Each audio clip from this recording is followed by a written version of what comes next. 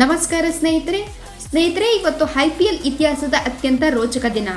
ಒಂದು ಕಡೆ ಸತತ ಎರಡನೇ ಬಾರಿ ಕಪ್ ಗೆಲ್ಲಲು ಕಾಯುತ್ತಿರುವ ಹಾಲಿ ಚಾಂಪಿಯನ್ RCB, ಇನ್ನೊಂದು ಕಡೆ ಕ್ವಾಲಿಫೈಯರ್ 1 ರಲ್ಲಿನ ಸೋಲಿಗೆ ಸೇಡು ತೀರಿಸಿಕೊಳ್ಳಲು ಸಜ್ಜಾಗಿರುವ ಶುಭ್ಮನ್ ಗಿಲ್ ಅವರ ಗುಜರಾತ್ ಟೈಟನ್ಸ್.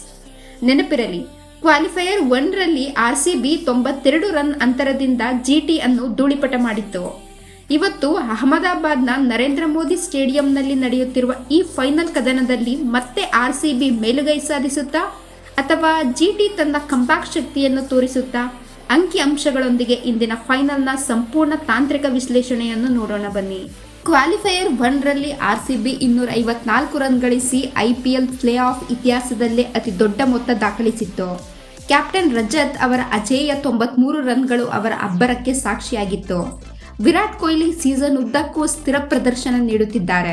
ಜೊತೆಗೆ ಜಿತೇಶ್ ಶರ್ಮಾ ಮತ್ತು ಟಿಮ್ ಡೇವಿಡ್ ಅವರ ಫಿನಿಶಿಂಗ್ ಶಕ್ತಿ ತಂಡವನ್ನು ಅಜೇಯವನ್ನಾಗಿಸಿದೆ. ಭುವನೇಶ್ವರ್ ಕುಮಾರ್, ಜೋಸ್ ಹೇಜಲ್ವುಡ್ ಮತ್ತು ರಸಿಕ್ದಾರ್ ಅವರ ಶಿಸ್ತಿನ ದಾಳಿ GTಯ ಬ್ಯಾಟರ್ಗಳಿಗೆ ತಲೆನೋವಾಗಿ ಪರಿಣಮಿಸಲಿದೆ. ಇನ್ನು ಗುಜರಾತ್ ಟೈಟನ್ಸ್ ತಂಡಕ್ಕೆ ಬರುವುದಾದರೆ, ಗಿಲ್ ಮತ್ತು ಸುದರ್ಶನ್ ಓಪನಿಂಗ್ ಜೋಡಿ ವಿಶ್ವದ ಅತ್ಯಂತ ಬಲಿಷ್ಠ ಓಪನಿಂಗ್ ಜೋಡಿಯಾಗಿದ್ದು IPL ಇತಿಹಾಸದಲ್ಲೇ ಅತಿ ಹೆಚ್ಚು 11 ಸೆಂಚುರಿ ಪಾರ್ಟ್ನರ್ಶಿಪ್ಗಳನ್ನು ದಾಖಲಿಸಿದ್ದಾರೆ. ಈ ಜೋಡಿಯನ್ನು ಬೇಗನೆ ಔಟ್ ಮಾಡುವುದು RCBಗೆ ಅನಿವಾರ್ಯ. ಮಧ್ಯಮ ಓವರ್ಗಳಲ್ಲಿ RCBಯ ಆಕ್ರಮಣಕಾರಿ ಬ್ಯಾಟರ್ಗಳನ್ನು ಕಟ್ಟಿಹಾಕಲು ರಶೀದ್ ಅವರ ಎಕಾನಮಿ ಮತ್ತು ವಿಕೆಟ್ ಟೇಕಿಂಗ್ ಸಾಮರ್ಥ್ಯವೇ GTಯ ಅತಿ ದೊಡ್ಡ ಬಲ. ಕ್ವಾಲಿಫೈಯರ್ 2 ರಲ್ಲಿ ರಾಜಸ್ಥಾನ್ ರಾಯಲ್ಸ್ ವಿರುದ್ಧ 214 ರನ್ಗಳನ್ನು ಬೆನ್ನತ್ತಿ ಗೆದ್ದಿರುವುದು ತಂಡ ಯಾವುದೇ ಒತ್ತಡದಲ್ಲೂ ಗೆಲ್ಲಬಹುದು ಎಂಬುದನ್ನು ಸಾಬೀತುಪಡಿಸಿದೆ.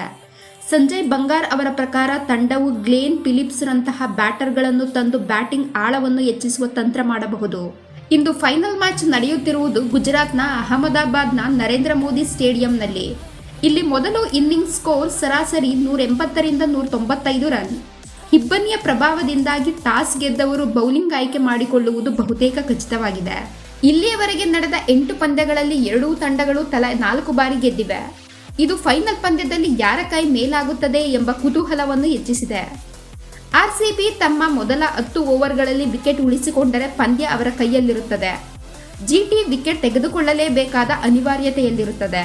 ಸ್ನೇಹಿತರೆ, ಕೊನೆಯದಾಗಿ ಹೇಳುವುದಾದರೆ RCB ಸದ್ಯದ ಫಾರ್ಮ್ನಲ್ಲಿ ಅತ್ಯಂತ ಬಲಿಷ್ಠವಾಗಿದೆ. ಆದರೆ GT ತಂಡ ಯಾವುದೇ ಸಂದರ್ಭದಲ್ಲೂ ಕಂಬ್ಯಾಕ್ ಮಾಡಬಲ್ಲದು. ಅಹಮದಾಬಾದ್ನ ಮೈದಾನದಲ್ಲಿ ಟಾಸ್ಕ್ ನಿರ್ಣಾಯಕವಾಗಲಿದ್ದು, ಎರಡನೇ ಇನ್ನಿಂಗ್ಸ್ನಲ್ಲಿ ಇಬ್ಬನಿ ಬಂದರೆ ಚೇಸಿಂಗ್ ಮಾಡುವ ತಂಡಕ್ಕೆ ಹೆಚ್ಚಿನ ಲಾಭವಾಗಲಿದೆ. ಸದ್ಯದ ಡೇಟಾ ಪ್ರಕಾರ RCBಗೆ 53.2% ಗೆಲ್ಲುವ ಸಾಧ್ಯತೆ ಇದೆ.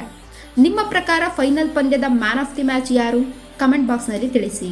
ಸ್ನೇಹಿತರೆ, ಇವತ್ತಿನ ಈ ವಿಡಿಯೋ ನಿಮಗೆ ಇಷ್ಟ ಆಗಿದ್ದರೆ ವಿಡಿಯೋಗೆ ಲೈಕ್ ಮಾಡಿ, ಶೇರ್ ಮಾಡಿ ಮತ್ತು ನಮ್ಮ ಚಾನಲ್ ಅನ್ನು ಸಬ್ಸ್ಕ್ರೈಬ್ ಮಾಡಿ. ಮತ್ತೊಂದು ಹೊಸ ವಿಷಯದೊಂದಿಗೆ ಭೇಟಿಯಾಗೋಣ. ಧನ್ಯವಾದಗಳು.